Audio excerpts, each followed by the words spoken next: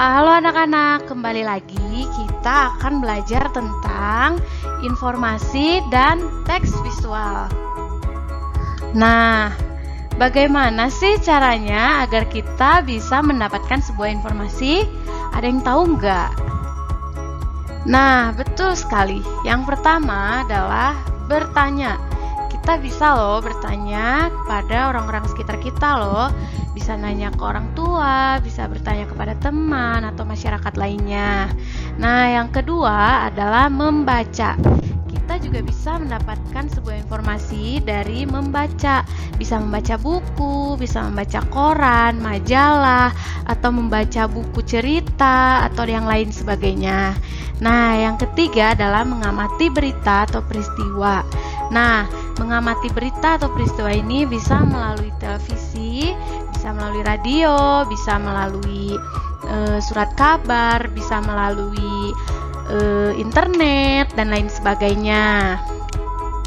Selanjutnya, kita juga bisa mendapatkan informasi dengan cara menemukan gagasan utama dan gagasan pendukung dari teks bacaan maupun penjelasan secara lisan.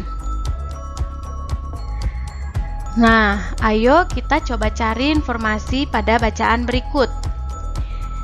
Coba kalian baca teks yang ada di bawah ini.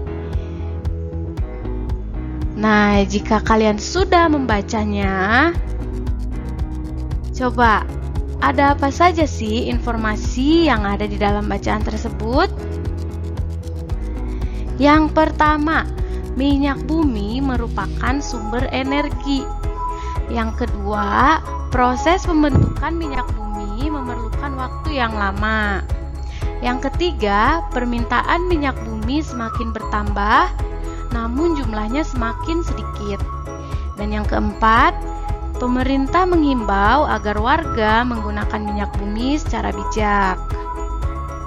Nah, selanjutnya, tahukah kalian selain berupa tulisan dan lisan, informasi juga dapat disampaikan melalui teks visual.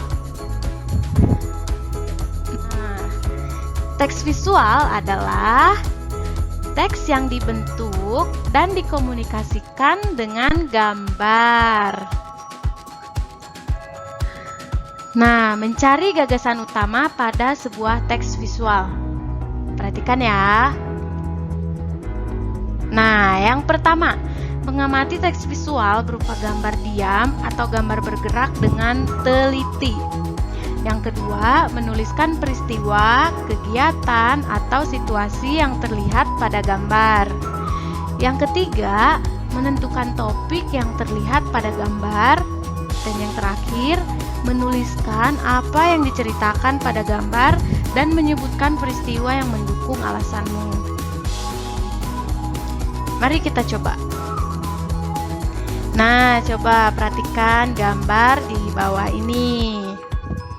Apa yang kalian lihat dari gambar di samping?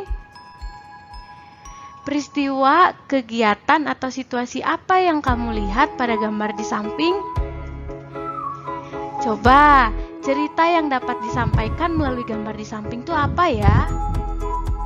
Dan yang terakhir, peristiwa atau situasi apa yang mendukung alasanmu? Ayo kita coba.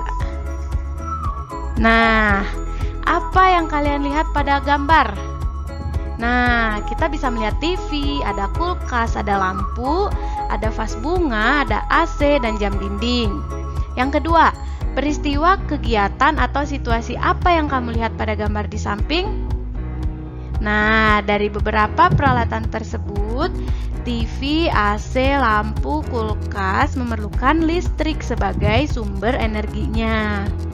Yang ketiga, apa cerita yang disampaikan melalui gambar di samping? Nah, banyak peralatan rumah tangga yang menggunakan listrik. Dan yang terakhir, peristiwa atau situasi apa yang mendukung alasanmu? Nah, peralatan-peralatan di rumah memerlukan listrik, seperti AC, TV, lampu, dan kulkas dapat menyala karena ada listrik sebagai sumber energi. Gagasan utama. Gagasan utama berdasarkan teks visual tersebut. Yang pertama, banyak peralatan di rumah yang menggunakan listrik. Yang kedua, penggunaan listrik dalam kehidupan sehari-hari.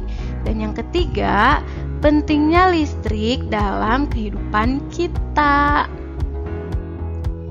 Nah, selanjutnya kita akan membahas tentang poster. Nah, selain gambar, teks visual juga bisa loh berupa poster. Nah, contohnya seperti ini. Hemat energi, matikan lampu jika tidak digunakan. Nah, poster adalah karya seni yang berisi huruf dan gambar pada kertas dan biasanya ditempel di tempat umum agar dilihat oleh orang banyak. Nah, mengenal poster. Kalian tahu kan poster itu seperti apa? Nah, di sini misalkan jelaskan tentang poster. Yang pertama, ciri-ciri poster. Ciri-ciri yang pertama adalah memuat huruf dan gambar. Yang kedua, menggunakan bahasa yang singkat dan jelas. Yang ketiga, menarik perhatian orang.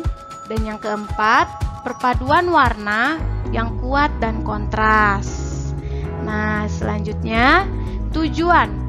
Tujuan membuat poster yaitu untuk mengajak, membujuk atau menghimbau masyarakat agar melakukan seperti yang dituliskan dalam poster. Nah, yang ketiga, unsur-unsur yang ada dalam poster. Yang pertama ada judul, yang kedua ada informasi atau isi poster, yang ketiga ada gambar, dan yang keempat ada sumber atau dari informasi dan gambar yang diambil. Selanjutnya, cara membuat poster. Nah, kalian tahu nggak cara membuat poster? Nah, di sini misalkan jelaskan cara membuat poster. Yang pertama, menentukan tema dan tujuan poster dibuat. Yang kedua, membuat kalimat yang singkat, jelas, dan mempengaruhi orang yang akan membaca. Yang ketiga, membuat gambar dan mewarnai agar menarik perhatian orang-orang. Dan yang keempat, menentukan media dan tempat yang tepat untuk memasang poster. Selanjutnya, apalagi ya? Contoh-contoh poster. Nah, di sini misalkan kasih tahu contoh-contoh poster. Yang pertama, hemat energi. Nah, seperti gambar di sini ya. Yang kedua, hemat energi juga. Nih, posternya beda lagi, gambarnya beda. Nah, yang ketiga, sama hemat energi lagi. Nah, dari ketiga gambar ini adalah contoh poster. Nah, kita ingat lagi contoh poster itu menggunakan kata-kata yang singkat, jelas, dan padat dan mudah dipahami oleh pembaca. Selanjutnya, menganalisis poster. Nah, seperti gambar di samping nih. Matikan lampu di siang hari. Nah, menurut kalian, gagasan utama dari teks visual tersebut apa ya? Kemudian, apa tujuan yang dicapai melalui poster tersebut? Nah, yang ketiga, apa sih manfaat yang akan didapatkan dari pelaksanaan poster tersebut? Nah, di sini kita akan menganalisis bersama-sama. Yang pertama, kita harus mematikan lampu di siang hari. Yang kedua, mematikan lampu saat siang hari memiliki beberapa manfaat, yaitu sumber energi tidak cepat habis, mengurangi biaya pemakaian listrik, kebutuhan listrik semua orang terpenuhi. Nah, melalui poster tersebut diharapkan masyarakat mau menghemat listrik dengan cara mematikan lampu saat siang hari. Nah, coba perhatikan gambar di samping. Nah, menurut kalian, kegiatan apa yang dilakukan oleh Budi? Apa yang ingin diceritakan oleh gambar tersebut? Dan apa kata-kata yang tepat untuk membuat poster yang berkaitan dengan gambar tersebut? Ungkapkan pendapat kalian pada Google Form yang ada di Google Classroom.